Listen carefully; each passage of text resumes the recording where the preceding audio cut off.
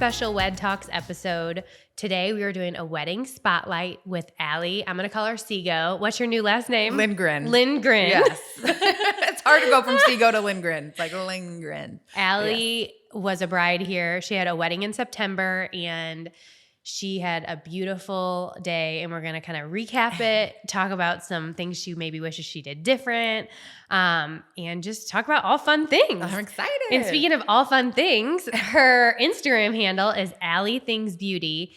She not only was a bride here, but she is a really amazing, beauty influencer? Is that what you would categorize? Retired makeup artist. Now I do social media full time. So. Awesome. I didn't even know you were a retired makeup artist. So where did you start doing that? Just by myself back Just in the day. Yeah. had a passion my for whole it? life. I've been super, super passionate about it. Started when I was very young, started with the dances, moved into weddings, then found social media and was able to touch a lot more people through social media. So went all in. Yeah. And you get to do it on your own time. Yeah. Yeah. Got my weekends back. Yeah. But people also say that, but then being an influencer is a full-time job. For real it is. And I can't even imagine how you do it.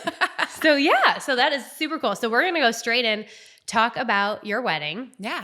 Let's walk through the day. So just take it back to even before you booked. Yeah. So what were you looking for in a wedding venue?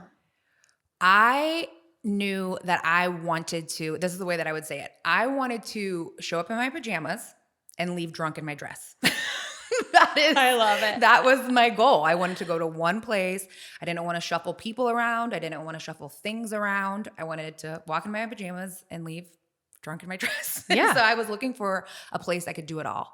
And also somewhere that was inside, because I was too much stress to have to deal with what the weather was going to do. Totally. And it actually did rain a little bit on my wedding, so it worked out. Yeah. Was yours the one where the power was flickering? No, but I did see that where a tornado was coming through. Yeah, that was a fun wedding. Oh my gosh. No, that was Stressful. an April wedding. But yeah, we never lost power. I'm gonna knock on. That's we never lost power. But yeah, it is a big deal to know you have coverage and you have an indoor ceremony space. Yeah. And not to toot our own horns, but I think we have one of the most beautiful indoor ceremony spaces in mid-Missouri. And it's a missing link to a lot of wedding venues. Mm-hmm. So when you saw it, you knew, or did you look at other venues? And be totally honest. If you remember, I booked this before you even broke ground. Before I we broke had ground, renderings, and that is it. How did you feel comfortable doing that? Right? Good question. You and Rob really talked me into that. It was you guys. It was literally pictures, renderings, and this was a hill. Had not even broken ground. And we went back and forth on some dates, and I booked sight unseen. Yeah. Kudos to all of you brides who trusted us.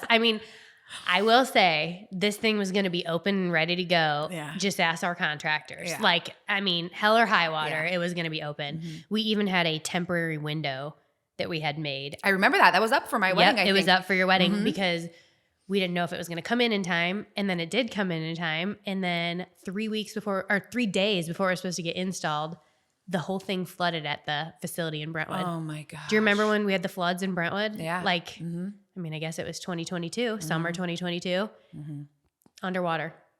That's wild. Yeah. When I was looking for a venue too, it was an interesting time because everybody who didn't have their wedding during COVID, so everything was double. There were double the brides looking for space, double the brides looking for florists. So that came with its own challenges. But I remember really wanting a venue that was going to be beautiful in its own without having to do a lot of the decor, a lot of uplighting, a lot of color. I really wanted neutral. I wanted open. I wanted that minimalistic but still beautiful vibe. Yeah. And so when I saw this place and it was literally just a hill. 5 photos. It was a hill. I don't even know, it was a hill and a path maybe when we drove by, and then the 5 photos of the rendering. And what's interesting is that they're almost identical. They're identical. You had it planned. Everything is identical to these AI images, basically. This room, the rendering for this room, I had it on the website until 2 weeks ago. I forgot to take it off because it looked so much like the space. Right. Whenever I would glance at the website, I just forgot it was a rendering. Mm-hmm. So I was like, that's not our table.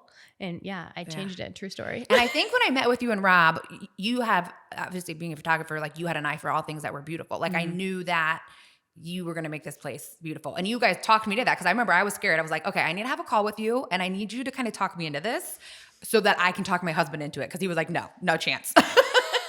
Oh, you guys, imagine some of the parents. Oh, yeah. Like that was way harder sell because the girls had their hearts on it. Like it was an easy done deal. But when the people brought us the parents and we had to talk them into it, that was a whole story. We did it. And I can't believe how easy it was. Yeah. I mean, I'm not saying. Well, you were so passionate about it. We're so passionate about it. And like I said, like this thing was going to be done. We planned a lot of buffer time, which we used every second of it. Yeah. So if you're building a wedding venue, I could do a whole segment on building a wedding venue.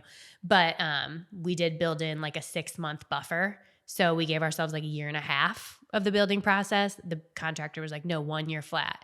And we did have a contract with them. So if they went beyond that timing, they were paying us a fee. And I think that's what you told me. You were like, this will get done because they're going to have to pay us so much money if they don't get it done that it's going to be a priority for them. Yeah, we needed them to be accountable. Yeah. So that made me feel better. And that made me feel better. And also I think I was like maybe the 9th wedding. So I knew that there was going to be enough time for you guys to like iron out the wrinkles. Yes. Had I been like 1 or 2, I might've been a little bit more nervous, but I was like, I like saw the rent. I want to say like I saw it and I knew I saw some AI images. And I saw the hill and I knew the location. I was like, okay.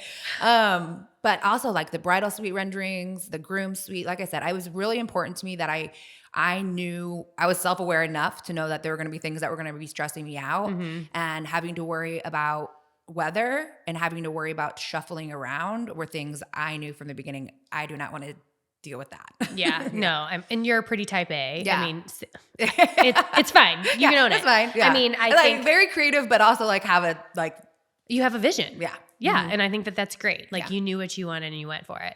So speaking of stressing you out, so what were let's call it 2. Okay. What were the 2 things that stressed you out the most on the wedding day? Florals were stressful. And not in a way that is you want to control everything. I think in a way of what a lot of people understand is that when you're planning a wedding, this is your first and hopefully last time doing it. So you don't know what you don't know. You don't have experience. You just have the opinion of other people and what you think you know. I had never bought that many flowers in my entire life. I had never had to make these choices.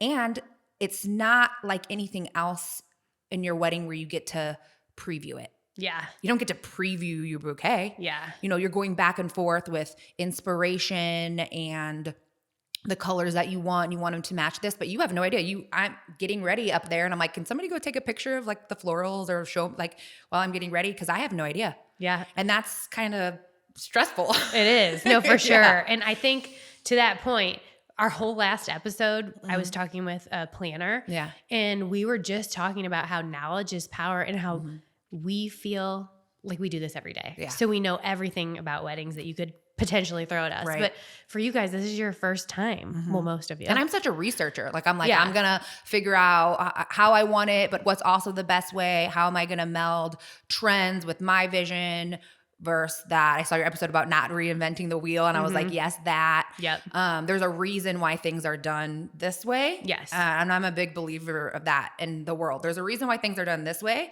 And it's always good to kind of challenge those things for your own vision, but also like explore why is it done this way? And lean on the experts. Yes. Like lean on who you hired to be your guide. Yeah.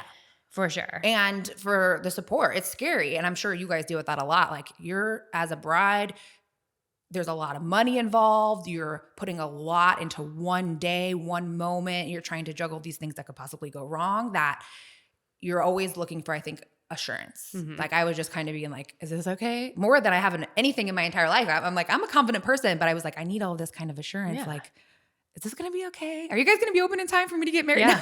I mean, it's an investment. Yeah. I mean, and whether you're spending $30,000 on a wedding or $200,000 on a wedding, it's all the same. Right. It's a lot of money. It's as much as a car or a small home for some people.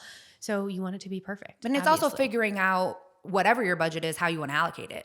What's important. Yeah. So what was important to you? Let's go. What was your number one important to your least important? So I was really big about food, drinks, vibe. I'm big on vibe. I come from a lot of restaurant people in my life. I I bartended. Like, I wanted it to be a vibe. Yeah. And who did you end up using for food? Show Me Sound.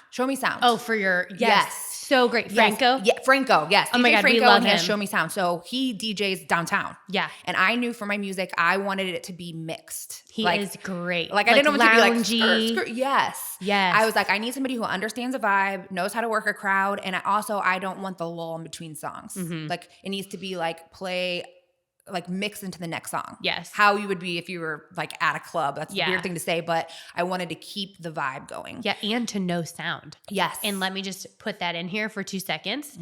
Our venue is huge. Yes. There's 24-foot ceilings, concrete floors, and you have to know what you're doing when it comes down to sound. You cannot skimp. No. And we didn't know that because that was DJ Franco's first, I think we were his first wedding at this venue too. So I'm sure you learned a lot from that. But because it's such an open space, you have to know acoustics, you have to know sound. And we were lucky that we had a professional that could improvise the last second if we needed to. But that is huge. Yeah. So so I kind of said a lot of things like the food, the No, drinks, good. and the Keep DJ. going. But Who did your food?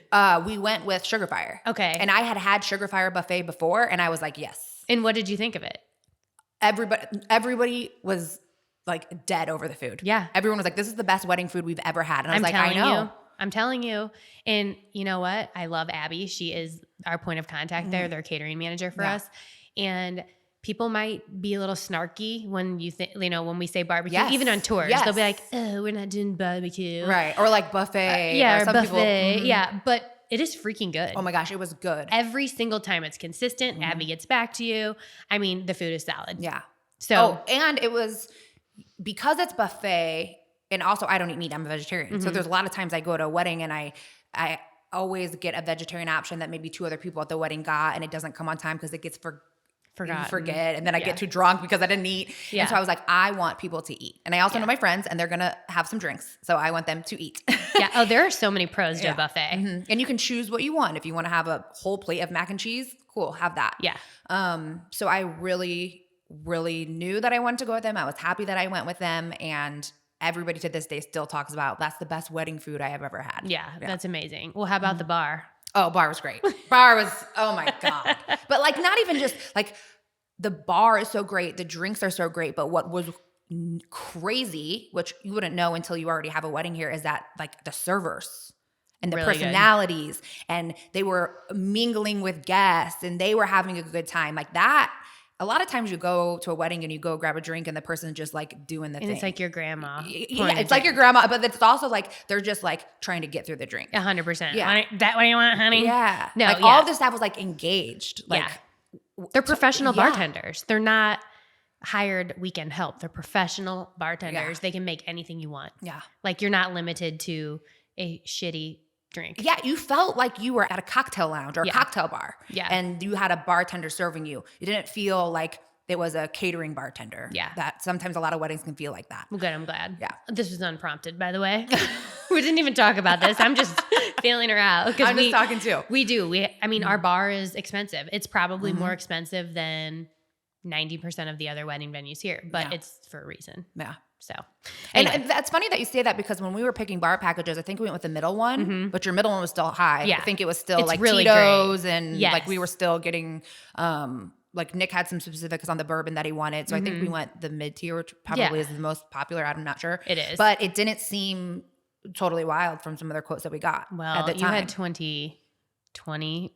Was that we when you did booked? get locked in some prices. Yeah, we did. So I'm sure it's probably higher. 2024 pricing, unfortunately. Not because we're like hosing people, but the state of the world, unfortunately. And now you have some weddings in your belt and you can be like, listen, we are the best. So it's what it is. And we pay our staff really well. They show up, they're on time, and it's because we pay them well. Yeah. So.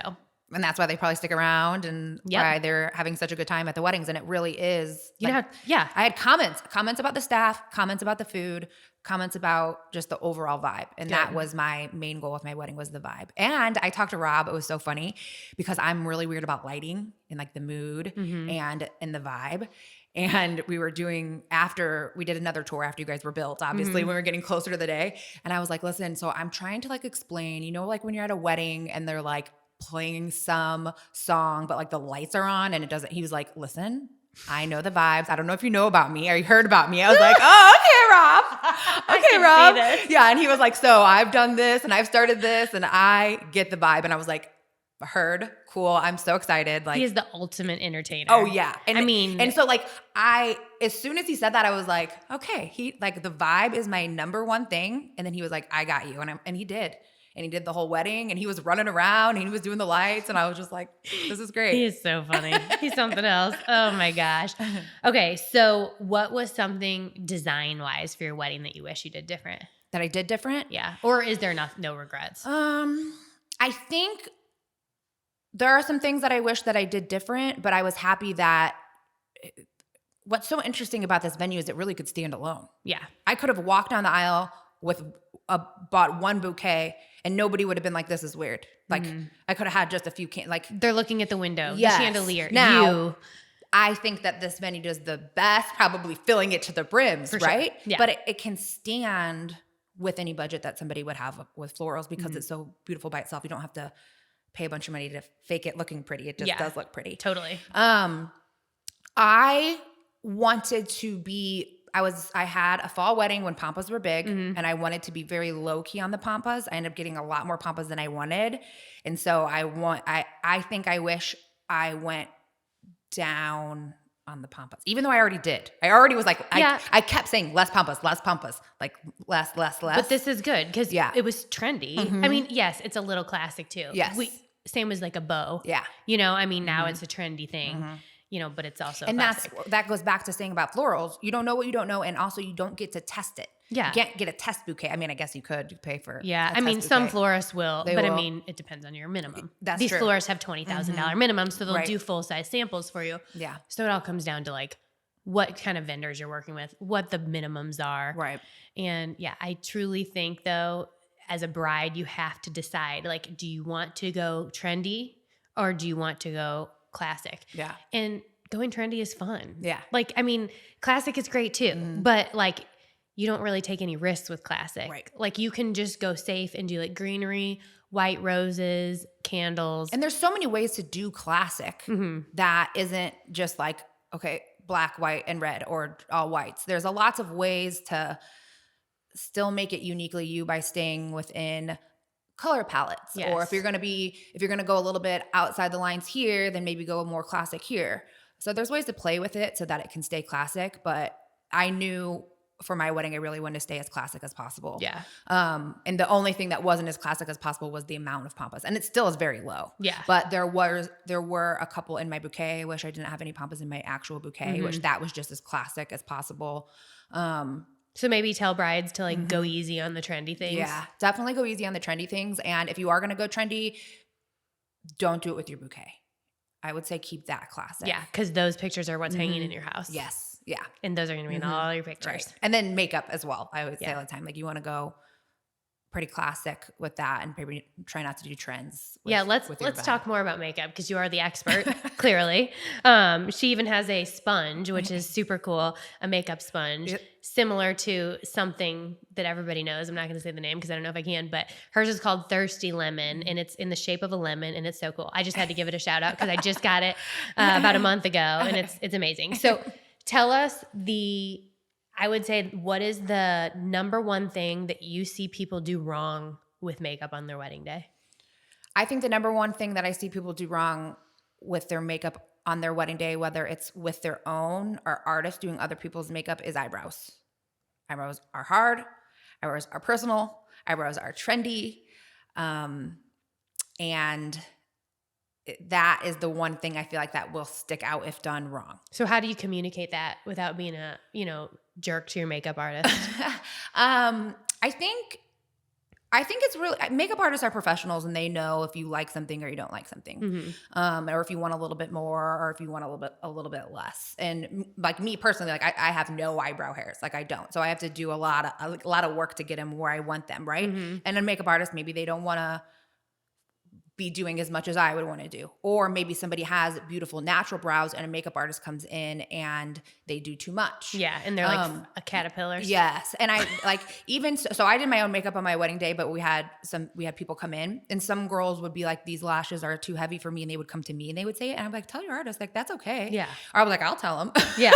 Like, you have to communicate. Yes, they're not mind readers. it's not going to hurt their feelings. No, they don't know. A good makeup artist, it's not going to hurt their feelings. Yeah. The whole point of being a makeup artist is you have this innate want to make people feel beautiful, right? At the end of the day, it is your art and you want to do what you think is best. But at the end of the day, they're an artist and they want to make you feel your best. Yeah. So just if an eyelash is too heavy, if your brows aren't done enough, if you feel too contoured, feels too heavy, if you say that nicely, like you would with anything else, they're going to totally be like, okay, no problem. Let's fix it. Yeah. And maybe if like you're particular, I'm really particular about my mascara because I have long lashes and I feel like no one like puts it on enough to where they just kind of like stick out. Yeah. So I think it's okay if you want to do your mascara to say, can you do my full face, but can I do my own mascara or can I do my own brows if you're really picky and you're not going to like them. And if you have things, that's an also thing like just with everything to advocate for yourself. If you have things that you really love or you have products that don't work with your skin, because I've had my makeup done before. So there are staples in makeup artists kit, like House Labs, Estee Lauder Double Wear. These are staples in a lot of people's kits. Those foundations do not work for me. I have textured skin. I have rosacea. I have issues. As part of the reason I developed a sponge. So I already know, hey, I know that this works for 99.9% of whoever your client is. These do not work for me and my skin and my texture. So if you have similar issues, you can totally advocate for yourself. And do what? Just bring your own foundation? I would just say maybe ahead of time, like this. Well, if you're a bride or if you're a bridesmaid is different. Yeah. Okay. So let's just talk about bride. Yeah. The bridesmaids just need to deal with it. Yeah. Like bridesmaids, you're just kind of buckle up and be along for the ride. That's but true. If you're the bride and say, I don't like a certain foundation and I just love my own. Is that like disrespectful to bring my own foundation? Well, I don't think it would be bring your own. I think you could iron out a lot of that in a trial. Okay. And just say, I've tried this foundation. It doesn't work for my skin, or I don't necessarily like how it wears, or I end up really oily after so long. They'll either can use it and do other things by powdering, or you have multiple foundations in your kit. They can try something else, or you can say, hey, this is a foundation that I do use and I do love and I know works for me. Do you have it, or can I bring it, or can we try a trial using it? And I'm sure they'll be like, absolutely. That makes their job easier, especially if it already matches. You already love it. They're like, cool, let's do it. Yeah. So just like anything, just kind of reverse on that is that if you have things that you're really particular about, advocate for yourself. Yeah. Just say it, because they'll say, okay, like celebrities, a lot of them do their own mascara. You see them get their makeup done and they hand them the mirror and they're doing their own mascara. It's hard to do somebody else's mascara and like get in there. Yes. Or like lip liner. Like, as an artist, I can do it. I can put mascara on you and I can do lip liner because I'm a professional. Some people like to do it themselves, and like I can put lip liner on myself in 5 seconds, but if I was going to do it on you, it's going to take a little bit longer. Totally. And we can hold our mouths a certain way to get in those hard to get spots. Right. So yes. Oh my gosh. Well, what about makeup trends? Like, is there any, like the Kardashian high glam look versus like the Hailey Bieber? Right. So what do you think is the trend in bridal right now? I think what makes sense is, like, for example, I do high glam because I do glam a lot of time, right? So then on your wedding day, I'm going to bump it up a little bit. I think one thing everyone should know is that your makeup is going to be more on your wedding day, twice as more as you think that it should be, for it to show up in pictures, to not be washed out. You need your face to hold more makeup on camera. Yes. Agree. You have to make your lips stand out. You have to make your brows stand out, your lashes.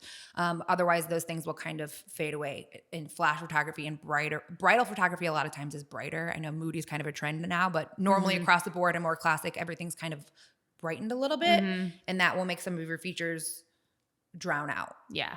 I think that truly people just need to go with what they want. Yes. And what makes you feel good. Yeah. Like if you don't like high glam makeup, do not hire an artist that does makeup like that, because that's what they're good at. Yes. I'm not saying that, certain people can't do a lower level of makeup, or that people who tend to go lighter can't go a little heavier, but like go to someone who translates off the bat with what you want. Yes. Yeah. 100%. It's like, you want to do at the end of the day what makes you feel your best. Yes. You just want to be confident. And people who don't wear a lot of makeup, wearing a lot of makeup doesn't make them more confident. Yeah. And I think people might think that, oh, you don't wear a lot of makeup, but I'm going to give you full glam. You're going to feel the best you ever did. Some people might, but some people who aren't used to that are going to feel freaked, awkward, probably. Like it's like if you wore this crazy coat into a room, you're going to feel like, I feel like everyone's looking at my coat, or I feel like everyone's looking at my eyelashes or my brows. So whatever's going to make you feel like, oh, I'm feeling myself today. Yeah. Like, go with that. Just do a trial. Just do a trial. You need a trial. Just do it. Yeah. I would say. Does anybody not do trials? I don't know. I think a lot of people don't. Especially when you have, there's a lot of artists, especially some in St. Louis, that are hard to get. Yeah. And just like, I'm just going to book it and do it. But I just say do a trial, or just have a lot of communication, or have pictures. Also, another thing with like makeup artistry, like any artistry, a lot of people, if you're an artist, you can do a lot of things, right? But everything ticks a little bit towards your style because you're an artist. You can tell if something, you're a photographer, right? Yes. So there's something about your art that's just like, Lauren Muckler took that photo. Yeah. And I can notice that, and I'm not a photographer. Totally. And there's a lot of makeup artists, a lot that I follow. I can be scrolling Instagram and see a face and be like, that's so-and-so. Yeah. Because there's just a little bit of artistry to it. Totally. So if you don't like that on their Instagram page, you're not going to like it. You're not going to like it at all on yourself, right? Yeah. So that's why it's just do some research and look and be like, oh, I like this, have lots of pictures. And I'm going to do a PSA for all brides and makeup artists right now from a photographer. Okay. This might piss people off. Wait for it. That should be my tagline for this whole thing. This might piss people off. Piss people off. I love it. It is so crucial from a photography perspective to make sure your makeup matches your face and matches your neckline. Because when I'm editing 1,000+ images from your wedding day and you have this giant demarcation line in your forehead that's orange or oxidizes, and then your chest is white. And it's in your hair. Yeah. Like you're going to be SOL. Yeah. So I would say discuss that with your makeup artist, because there are people that go heavier and there are people that go lighter. And I think if you make sure that that's a priority to you, they'll pay more attention to that. And it's sometimes too, it looks great in photos, but in person looks a little scary. Yeah. You know what I'm saying? Yes. Like the certain sort of makeup trends, like contouring. Like right now, I got my makeup done today. Right. I would not do this much makeup for the norm, but I knew I would be on camera with lights. So I think discussing these things with your makeup artist ahead of time and making sure they know like what your big, like weird things are and communicating. Yeah. And to circle back, like with the trends, there's a lot of trends. They're like right now, the pink under eye, which I love that. I have a little bit of pink under eye now. I probably wouldn't do that on my wedding day. Yeah. Or the laminated brows. I hate that look altogether, but I definitely wouldn't do something. I think brows are hard to try to just stay as classic as possible. Yes. And just, lean into that and look into that. But at the end of the day, if you want to wear red lipstick and have brows laminated to the sky and that makes you feel your best, then go for it. Yeah. Or maybe a lot of people do a hair change. Yeah. Why not do a makeup change? And I did a dress change. Yes. Like why like not? Yeah. If you want like, what's it called? Cut creases? Is that like, is that what that trend is? On your eye? Yeah. Like, or like a really heavy cut crease. Yeah. Like maybe amp it up for your reception and do something fun, like past the portrait. I think that would be so cool to like, can you imagine like if you did a dress change for your reception and did like a bold red lip? Yes. That would be cool. A T-Swift lip moment. Yeah, something. Yeah. We're trying to recruit her and Travis to get married here. Oh, absolutely. Mila, my daughter, she's she's on a mission. I was like, well, we're not far from Kansas Well, you City. have a Christmas tree farm, right? I mean, a mini one. Well, her family owns a Christmas tree farm too, and somewhere. So everyone is saying that they'll probably get married there. So you just got to make it be here instead. We'll get them here. I tried to get Gypsy Rose Blanchard here too. Do you know who that is? Yes. And I haven't followed a lot of the stuff. Like I see a little bit of it and I'm like, this is getting really wild, but. Oh, you need to watch the documentary. Okay. It's good. We're way off topic. But anyway. It's us. So it makes sense. Yeah, Well, lastly, what piece of advice would you give to brides getting married? Videographer. And not just because I didn't do a videographer and we didn't touch on that. It's probably one of my biggest regrets is not doing video for so many reasons. I don't know why. I don't know what was in my head. You're making so many other decisions. You're spending so much money. It all comes down to money. It does, but you're in a weird place wedding planning. A lot of people think wedding planning is really fun. I did not find it to be enjoyable. I loved being married. I loved my wedding day, but the leading up to it, some of it was enjoyable. Some of it, it's stress. It's a lot of stress. It consumes all of your free time. You're planning this wedding for a year. So you're making a lot of decisions. You get decision fatigue almost. Yeah. So I don't know where my mind was on why I decided not to go with a videographer. But we just decided not to. And that's probably my biggest regret. Yeah. I hear it all the time. Because it's something that's just different about video. Yeah. But not even just a videographer. I definitely would have somebody in charge of getting phone footage, because that's the thing. You wake up the next day and you just got married and you're like, because you don't have your own phone. You're like, I don't have a single picture. Yeah. Some people are tagging me on Instagram, right? But really they're taking selfies with themselves, right? Yeah. So you're like, I was just a bride and I woke up the next day and I'm like, I don't have any photos. I don't have any videos. So I'm like asking people, like, send me anything that you have. They have wedding day content creators now. 100%. It's like a big thing. Yes. And that wasn't that big. I feel like when I got married, or maybe it wasn't, I didn't pay attention, but 100% do that. No, it wasn't. And you can't have a bridesmaid do it, because what people don't understand is that your bridesmaids are busy. It needs to be someone who's not involved in the wedding. Right. I think videography is super, super important. I know so many people who didn't have it, who regret it. We hear it all the time. So getting that message out there, super important. Yeah. Well, thank you so much. We hope you guys learned a lot. We had fun talking about makeup and wedding day and trends. So yeah, thanks for trusting us to get you in this place. Thanks when it was for just having me. A pile of dirt. I know. You're probably like, wow, I forgot about that. I can't even believe that. I did. We'll see you next time.